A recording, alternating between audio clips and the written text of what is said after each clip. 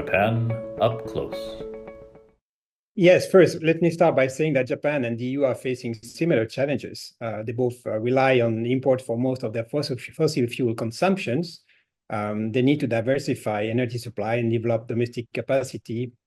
And both regions also face supply chain constraints when it comes to key components of their value chains for their renewable energy transitions, such as for solar panels or for magnets for wind energy. And finally, both regions also face shortages of skilled labor. Therefore, and I strongly believe that both Japan and the EU would benefit from closer cooperation on clean technologies for their respective domestic market, but also to work together on clean tech industries in third markets. And we have seen in the past, in the last decade, that both European and Japanese companies have been investing massively in green technologies. European businesses have developed world leaderships in terms of, for example, wind and offshore wind technologies, recycling, circular economy, and Japan has also been developing key expertise including in clean hydrogen fuels or in carbon capture or solar panel technologies. Therefore, there are clear opportunities for combining the strength of both European and Japanese businesses in clean tech to enforce their supply chain resilience. Now, that cooperation can take many forms. We can speak about regulatory cooperation, research, development, and innovation cooperation, facilitating access to sustainable finance, joint projects in third markets. And in order to do this, we have several bilateral frameworks and fora which already exist, and they can bring more tangible results. So I'm speaking about the Green Alliance, the Energy Dialogue, the Industrial Policy Dialogue, the Connectivity Partnerships, without being exhaustive. So one way forward, in my view, is to support these partnerships and alliances between European and Japanese companies so that they can access their respective markets, but also join up in third markets to compete with other market players.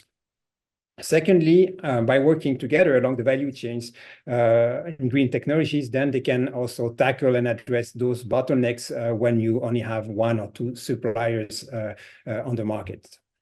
So that would be my answer for this first question.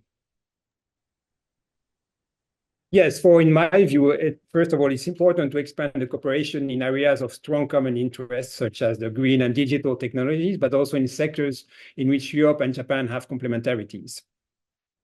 So the EU-Japan Center has a role to play in supporting European and Japanese governments, also aims to build supply chain resilience for their domestic industries. And this support for the EU-Japan Center comes by helping manufacturers from the EU and from Japan cooperate together. And as managing director of the EU-Japan Center representing the EU side, one of my objectives is to promote and support innovative European SMEs in finding local Japanese partners.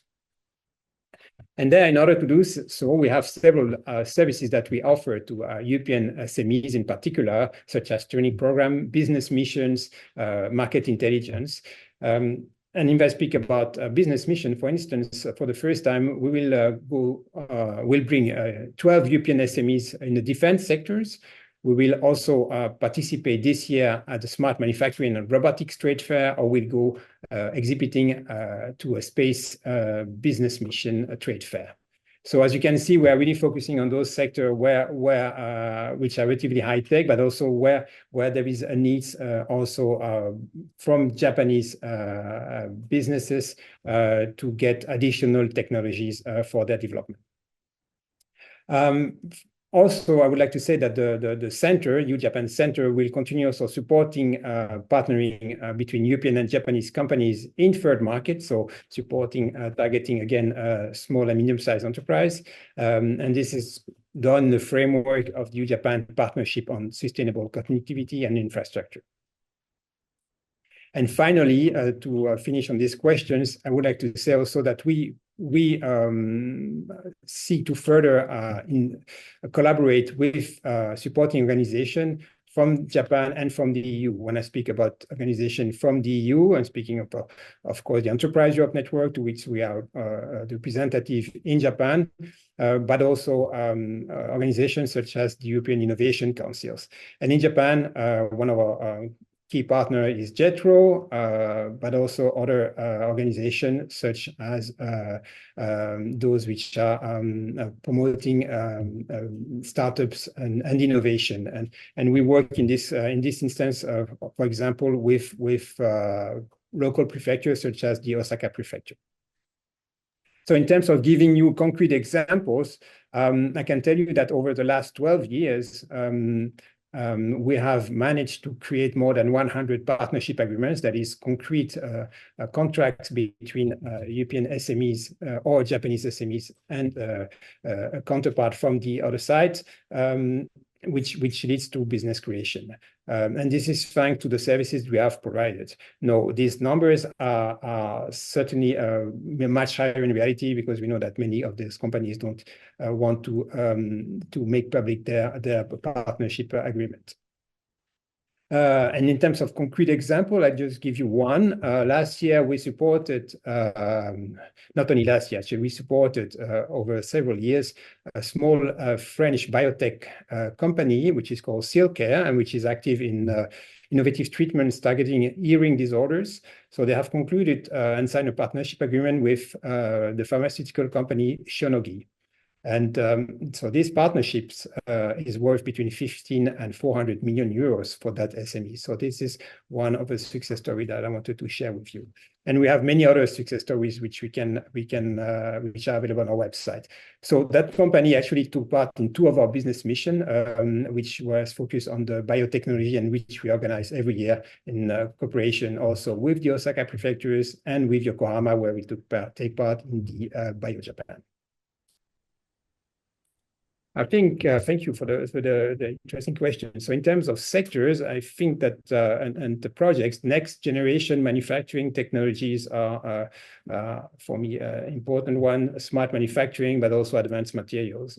And speaking about advanced materials, the recently launched dialogue on advanced material between the EU and Japan is, for me, an important opportunity to foster innovation project in this important domain. Now, speaking about the EU-Japan digital partnership, it has also opened the way for increased collaboration on important sectors such as semiconductors, quantum technologies, but also digital services such as cybersecurity and artificial intelligence.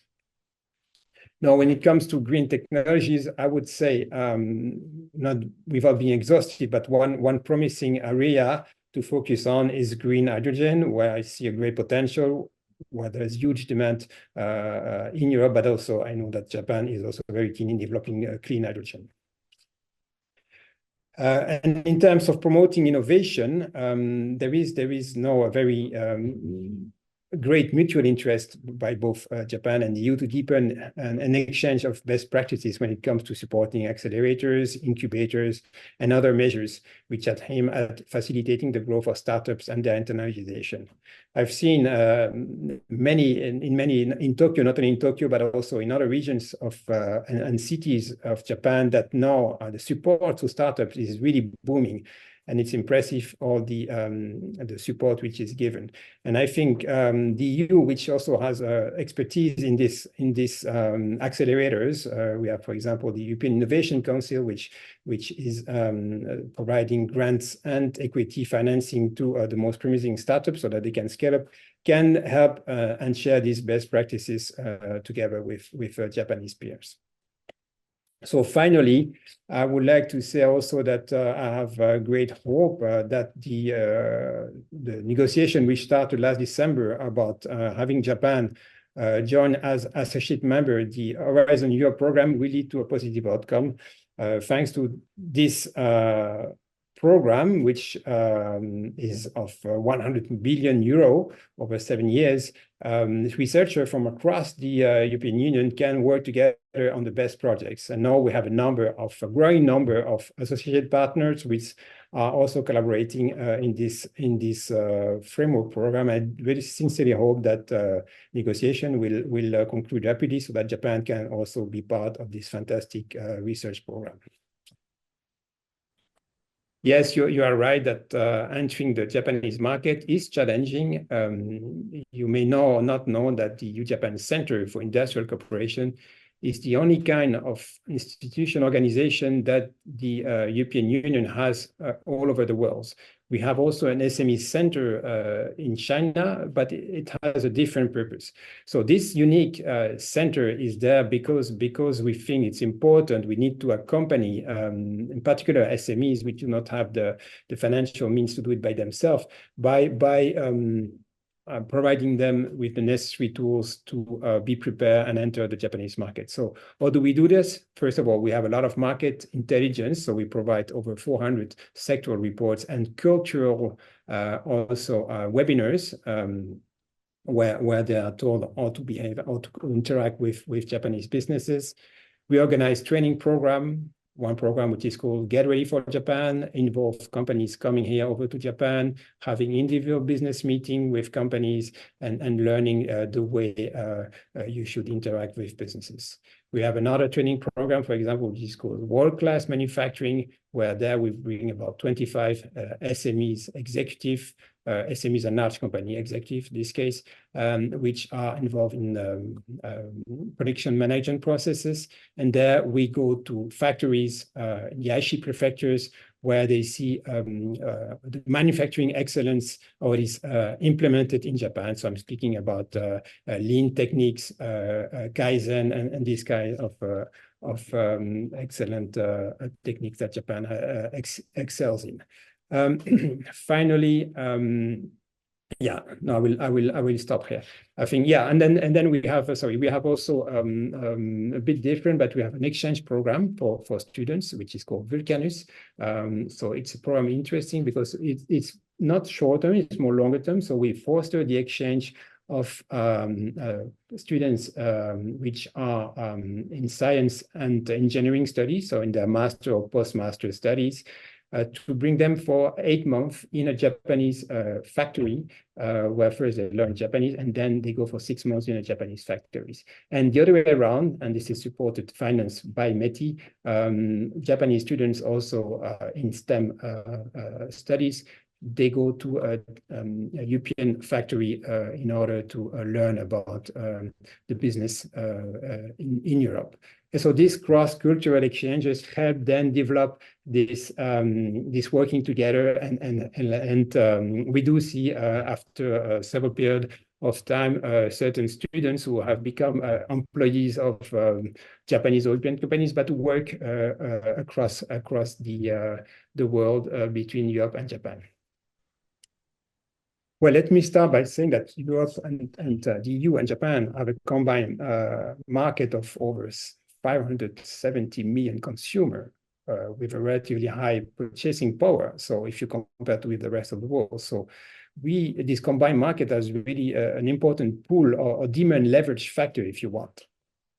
And I know that there are, for the time being, ongoing discussion between European and Japanese officials to develop this concept of economic security standards, so non-price criteria, which should participate in creating what is called premium market for critical sectors.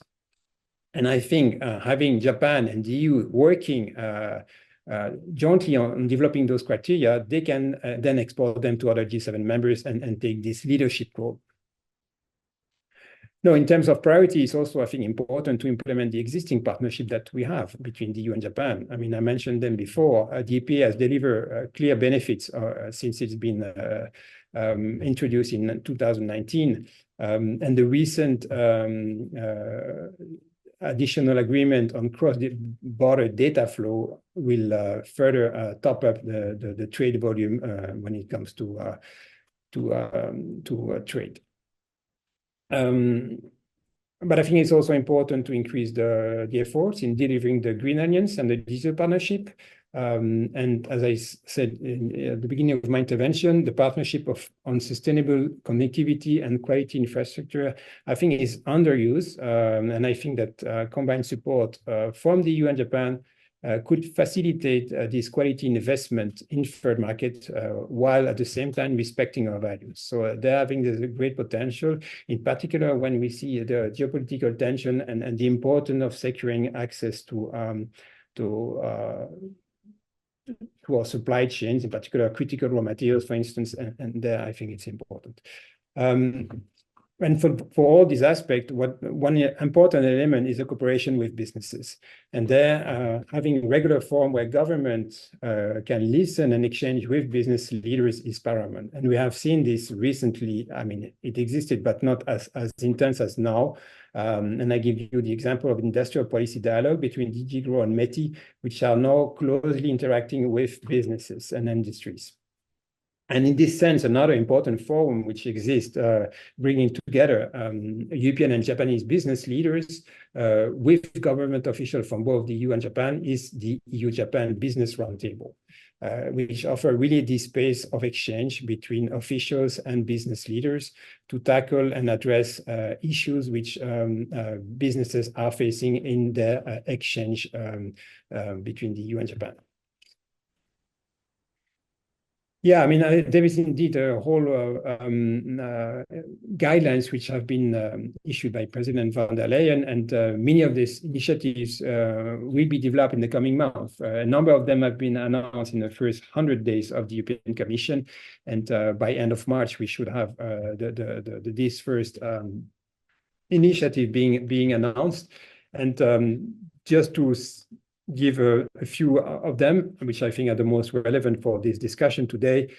So besides the economic security standards, there will be this Clean Industrial Deal, the Industrial Decarbonization Act, which will focus on energy-intensive industries. There will be a revision of the European Public Procurement Directive. So all these announcements make our engagement with Japan even more crucial, which Japan being our first partner, most like-minded partner in this region.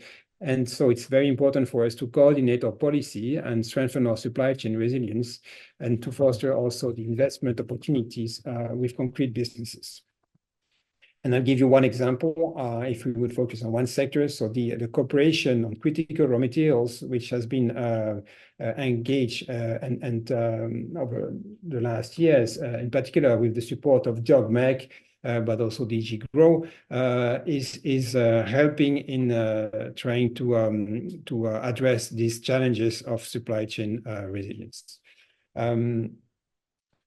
Yeah, and I would say that the regular dialogue and exchange that are taking place in the different fora between the European and Japanese government are also strategically important in order to foster this common approach and at least reinforce the cooperation on all these different sectors, which can support the development of green transition and also maintain the competitiveness of our industry in these important sectors. Thank you.